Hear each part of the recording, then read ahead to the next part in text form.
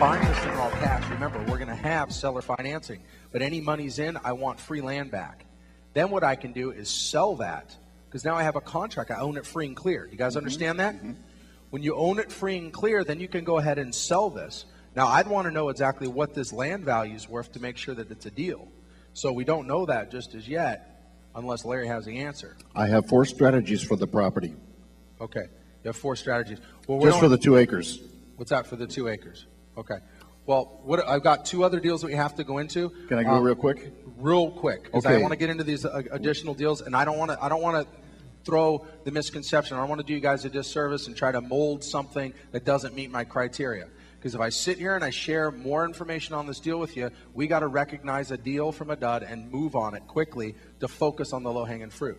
So I'm going to give Larry the opportunity to just tell us, 2 of his 4 strategies quickly so we can see exactly what he has plans for the property. But just so we know, this isn't low-hanging fruit that meets my criteria, and it shouldn't meet yours for that part, okay? Okay. All right.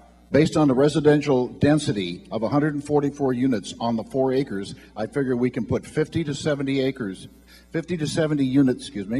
on that property if we want to build up residential on it, apartments. Second strategy, we can put storage, self-storage on it. Okay, so number 1 is you said you could go ahead and build. Build up on it. Okay, he can build. That's strategy number 1 for him if he's doing it. Strategy number 2? Self-storage. Self-storage. There's a huge community around it, and I didn't see any self-storage. Third one, we can put the self-storage in combination with a cell tower on the property. And the 4th thing, we can just sell off the 2 acres. 4th is sell the 2 acres. Sell the 2 acres. Okay, now hold on one second. Now let me just elaborate on his exit strategy here. Number 1, we're not builders and we're not developers, right? So our exit strategy is to either bring in a co-developer to go ahead and get the plans approved. But I got a question. If you're going to already get the plans approved to do any one of 1, 2, or 3, right? You're going to be doing number 4. You're basically going to be selling it.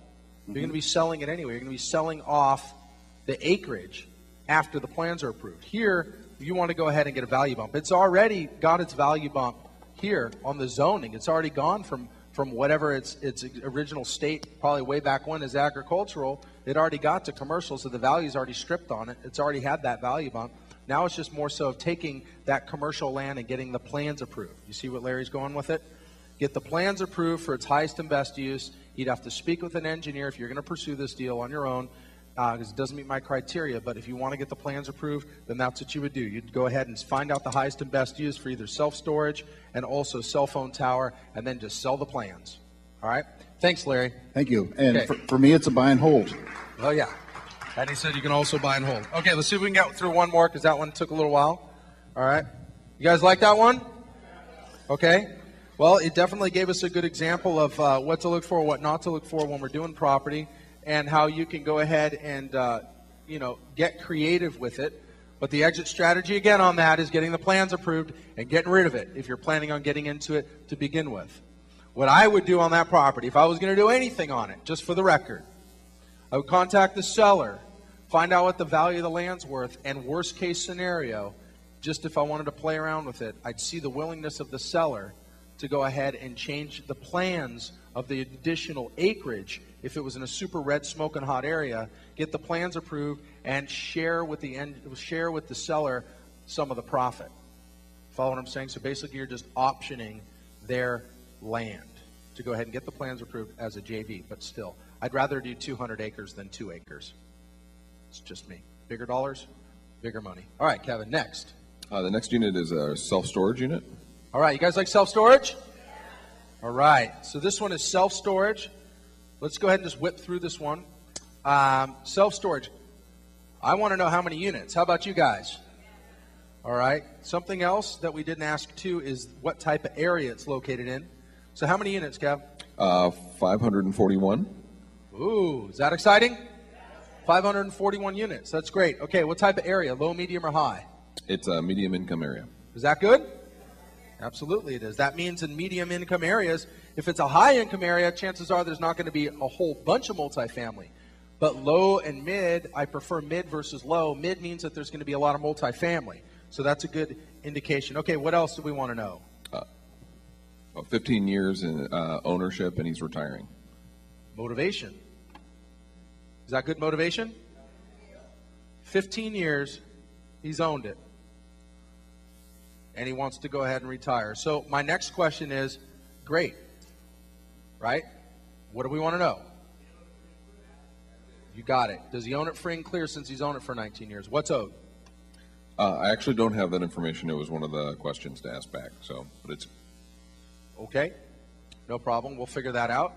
What is he asking? He's asking $3 million. Okay. She said, "What's the occupancy?" 78% occupancy. 78%. All right.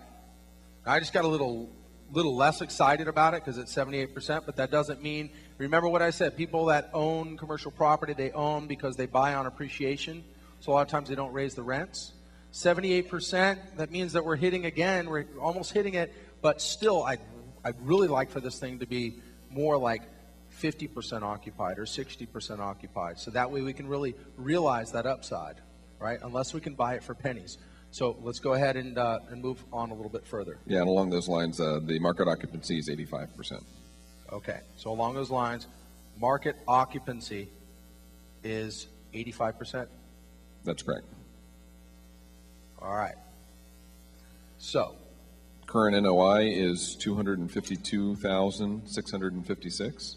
One more time. 252,656. All right, get ready, Frank. Okay. That's the NOI. 252,656. Go ahead, Kev. And market cap is 10%. Market cap is 10%. What does that come to? Somebody has yelled out 2.5 million. Do you agree or disagree? All right. So what are they asking? What's it worth? All right. And somebody just said, who said that? Was that you, Frank? Yeah. It's worth less than they're asking, but remember, if I'm going to be looking to buy this at 30 to 50% of as-is value, it is less, but don't be focused on the 500,000, right? This property would excite me if maybe it was more like $1 million or maybe even less, like 800. So what is the deal with it? So the projected NOI is only 272,326. That's the projected NOI. So right away, guys, this is a retail deal, right? Good for the lesson. Now, the square feet is 52,300 square feet. 52,300 square feet? That's the leasable space. Leasable space, okay. The property is 4.31 acres. 4 point what? 31 acres. Okay. So what does that mean to us? So you want me to, I'll just do the math real quick. That's 3.1 acres available that are unused. 3.1 unused. Yeah. Okay. In a medium area. Now, this thing is obviously at its pretty close to fullest potential, right? I mean, what's market rents? We said. Yeah. Well, the upside includes market rent upgrades. Upside, okay. So it's all about the acreage again. All right. Somebody has a quick question. Is this your deal? Whose deal is this? You want to come up? Oh, he says lazy investor. That's fine, no problem. Do you have any comments on your own deal?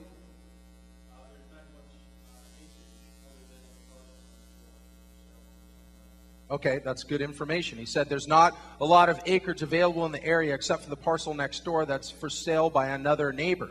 So we could be coming onto something real quick. We're just fishing at this point, trying to see why we should still pursue it. What size of parcel is for sale and what's the asking price per square foot? Do we have that? Okay. So it's information that's yet to be determined.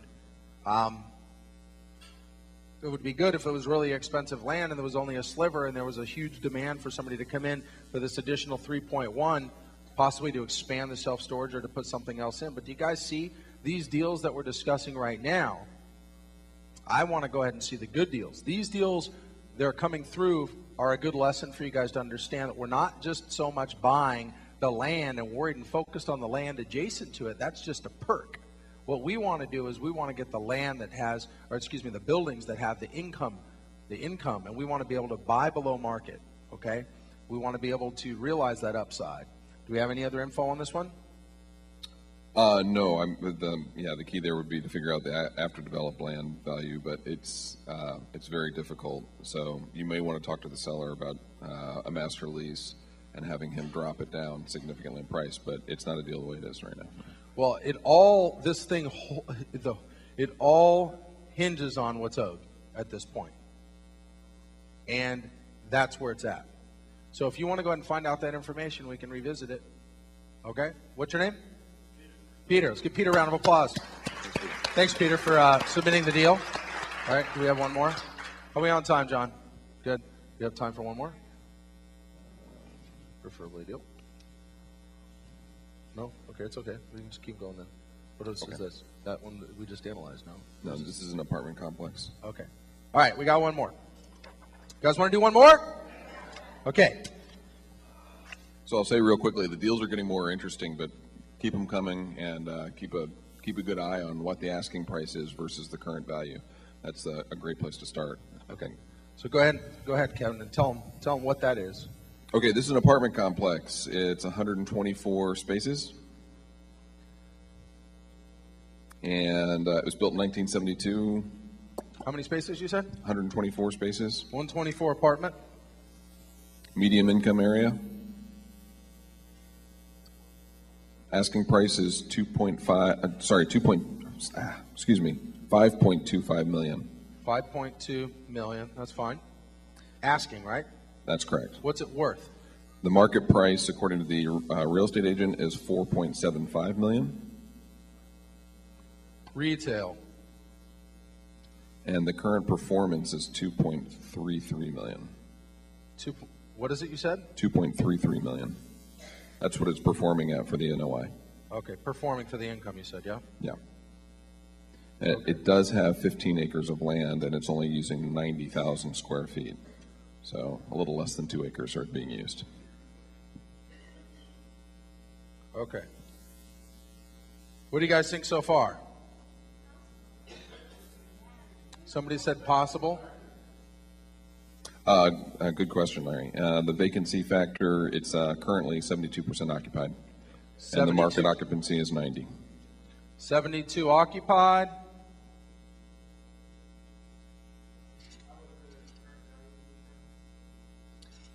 As is market value, we don't have that information yet. That's a follow-up. It's comps. It's medium income area. The condition is not marked yet, so that's a follow-up also. Okay. Yeah, the motivation is once out, he's owned it for 5 years. Time on market 6 months. Is this your deal again, Peter? Yeah. Okay. Yeah. Do you have any additional information to add to this one?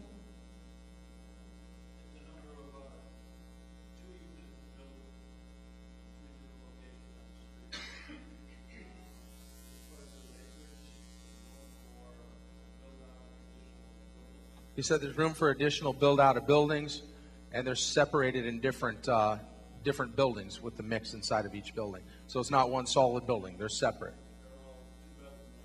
The mix is 2-bedroom, 1-bath on this particular property. 2-bedroom, 1-bath, which is a good mix. We like 2- and 3-bedroom mixes.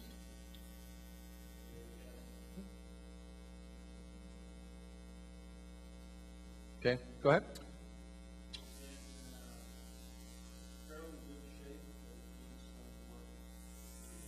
It needs a little bit of rehab. So can we realize upside with a little bit of rehab to raise the rents?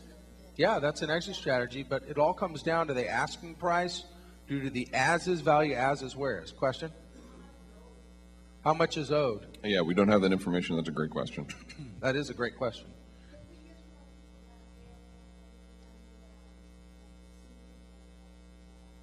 What's your question? Oh, yeah, I can't tell you where it's located.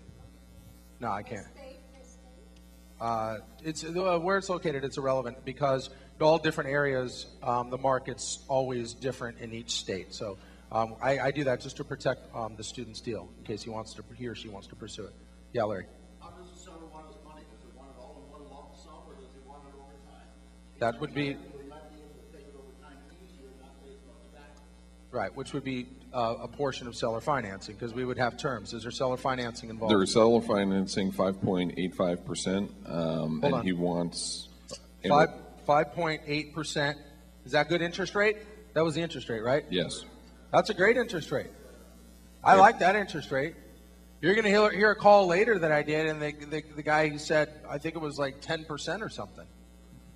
Okay? Amortized over 30, which is nice also. Okay, and that's over 30 years. Okay? And what were the terms on it? And then 4.143 was what he wanted to. Well, I'm a little bit confused on that because that's different from the asking That's okay. price. Let me see. Where is it? Do you know what that means, Peter? Oh, that's how much he would finance. Gotcha. He would seller hold on a second. He would seller finance 4.143 million out of the asking price of 5.2. No, that's what he was asking was 5.2, folks. And he owes, I don't know what he owes yet, but it says right here that he would finance at 5.8. It says seller financing, yes. The terms are 5.85%, and he's willing to go ahead and finance 4.14375 over a 30-year amortization. And then more than likely, that's what he owes. That's probably his terms. But we don't know. We don't know. We don't know until we ask. It's all about asking. All right? And it says right here how much is owed. This will tell you if the call is even worthwhile. Somebody wrote on this paper. And I agree with that. Okay, one last question and we're going to move on. Go ahead. Hold on. Say what?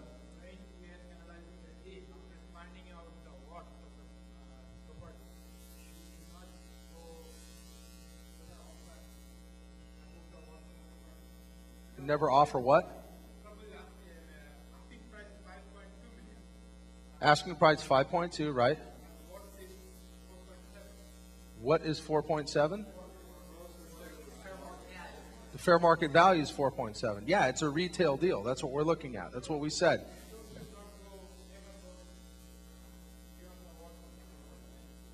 Yeah, we want to buy at 30 to 50% of as-is value. Guys, this deal, it doesn't excite me only because it's too close, it's too skinny. It's a retail deal. What we're going to do is this.